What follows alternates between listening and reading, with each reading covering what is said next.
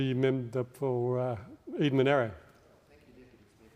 I rise today to proudly tell the House that the City of Queanbeyan in my electorate of Eden Monaro celebrated its 175th anniversary on 28 September this year.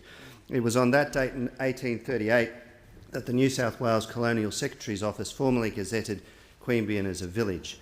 There were many interesting events celebrating Queanbeyan's incredibly rich history this year. This city has been and remains so important for this region.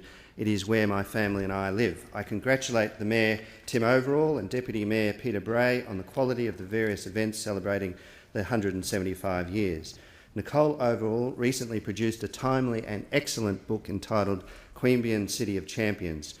Famously, there have been many national sporting icons who have come from Queanbeyan. But this book is broader than that, giving a social and pictorial history of one of New South Wales' great cities.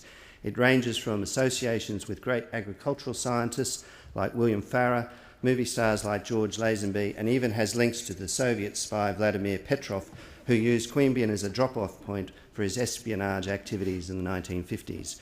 Recently, I also attended the Queanbeyan Show. The Show Society began in 1891, making it one of the oldest show societies. This is its 122nd year.